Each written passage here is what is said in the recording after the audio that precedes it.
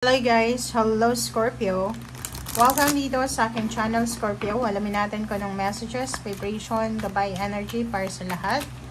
Ito ay weekly tarot reading, trusting your intuition, Scorpio. Okay, so third week na tayo ng December 2024, Scorpio. So tingnan natin kung anong messages, vibration, energy para sa iyo. Wow! So, dito sinasabi na sa'yo, ng barak sa'yo na trust your intuition, okay? Your life is truly guided, so trust the intuition, your instinct, okay?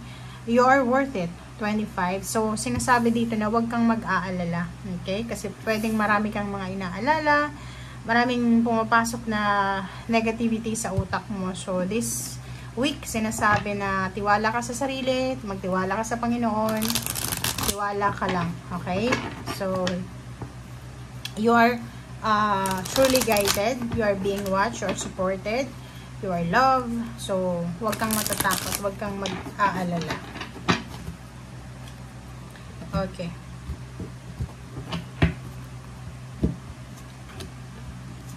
Okay, so, nakikita ko sir dito na may isang hindi inaasahan, pero in a positive way, parang unexpected na twist ng events sa buhay mo. So, nakikita ko sa'yo dito na isang unexpected offer ng relationship, friendship, or intimate, like love, ang posibleng papasok sa'yo sa linggong ito. So, hindi mo inaasahan to eh. Pwedeng makatanggap ka ng proposal, love proposal, or wedding proposal, or even unexpected siya ng friendship, or pwedeng makatanggap ka ng message na hindi mo inaasahan.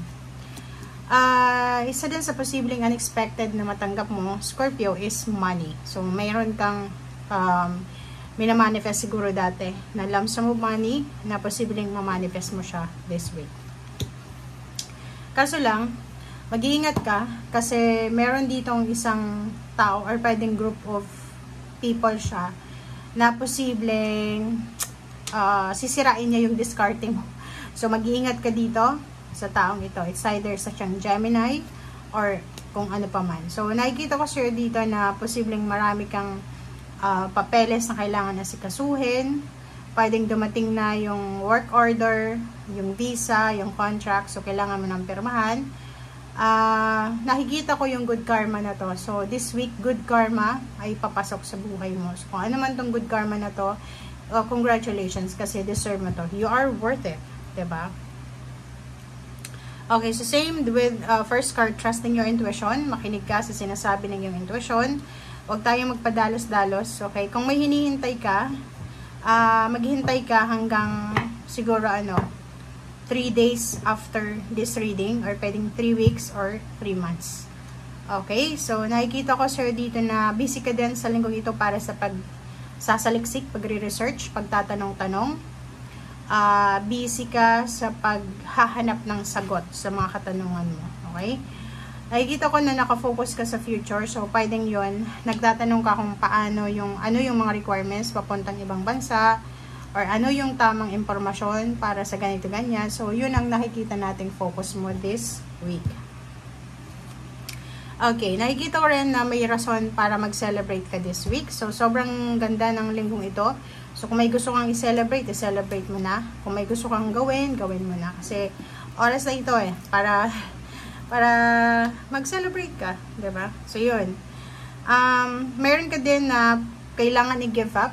It's either i-give up na relationship, i-give up na plano, i-give up na obligation or duties, responsibilities. So, be careful. Kasi, pwedeng ang dami-dami mong ginagawa. Siguro, isa kang empleyado. But, yung ginagawa mo, isa ka lang, pero yung katumbas nito is 5 or 6 na employees. So, dito sinasabi na minsan, sa linggong ito, kailangan mong i-give up yung mga ibinibigay sa yung pasanin. Okay?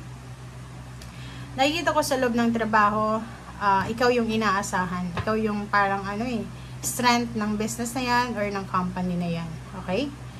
King of Cups, and then, nakikita ko rin sa'yo dito na kinakailangan mong bigyan ng pansin ang iyong father. Kung may father ka pa, kung nandito pa siya buhay pa siya, this week nangangailangan siya ng atensyon, ng kalinga, nangangailangan siya ng pag-aaruga, nangangailangan siya ng pagmamahal.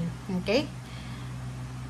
travel plans. So, nakikita ko na this week din, pagta-travel, pagbili ng sasakyan, paglilipat ng bahay, paglilipat ng trabaho, success or tagumpay, yun yung focus mo. Okay? May incoming flow ng money. Okay? Nakikita ko, sir, dito may binibilang ka. Pwedeng nag-expect ka na this week is yung lump sum na bonus or pwedeng 13-month pay or pwedeng payouts, payments na parating sa'yo.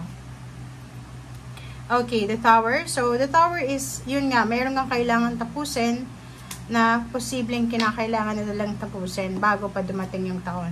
Okay? Na 2025. The Empress, its endings, its positive endings and positive new beginnings. So, Scorpio, sinasabi na may kailangan kang tapusin pero may kailangan ka ring simulan. May mga unhealthy habits ka siguro, unhealthy mga actions, feelings, emotion, thoughts na kailangan mo nang alisin. And mga habits, eating habits, may mga bisyo, ganyan-ganito na kailangan mo nang alisin bago pa dumating yung 2025. Kasi sinasabi ng The Empress sa'yo dito na kailangan mong alagaan ang iyong katawan, ang iyong sarili. Nakikita ko sa'yo dito na travel plans. Excited ka. Sobrang excited yung Scorpio na ito para sa kanyang paglalakbay, kanyang pagda-travel. Pwede nyo iba, mabilis na pag-travel, mabilis na pag-lalakbay. Or pwedeng yung iba sa inyo dyan, naghihintay lang kayo ng tamang panahon, ng tamang oras para sa travel plans nyo. So, comment down below if you resonated. Okay, Temperance. So, yun. Huwag kang masyadong magmadali, huwag kang masyadong atat, huwag kang masyadong mag-rush sa linggong ito dahil hindi ito linggo para i-rush mo yung mga bagay-bagay. Okay? Nakikita ko may naghihintay sa'yo. It's either family mo yan, mother, or pwedeng father, or pwedeng siblings, asawa, anak, or pwedeng kapatid kung wala ka pang asawa. Nakikita ko sa'yo dito na naghihintay sila sa'yo ng tulong financial, or naghihintay sila sa'yo na matulungan mo sila para maging stable yung nasira na foundation. So, ibig sabihin, baka may naghiwalay na parents, may naghiwalay na magkakapatid, nag-away-away, pwedeng ikaw yung maging rason para maayos ulit. Okay. So, sa usaping relationship, intimate relationship, like asawa, boyfriend, girlfriend, hindi naman siya negative. Kasi parang sinasabi sa'yo dito na sobrang strong, sobrang ganda ng relationship mo with your loved ones, like intimate sa anak, may anak ka, apo, kapatids, siblings, or pwedeng sa parents mo, maganda. Even sa boss mo, sa employer, kung kanino man, maganda yung relationship mo. Okay? And makakatanggap ka ng offer of love from someone na hindi mo kilala. Or pwedeng sa online, pwedeng may mag-add sa'yo sa Facebook or sa kung anumang social media platform. And then, yun, parang doon magsisimula na mag-wonder ka, bakit kaya ganun yung sinabi ng taong to sa akin. Okay? So, thank you guys. Bye!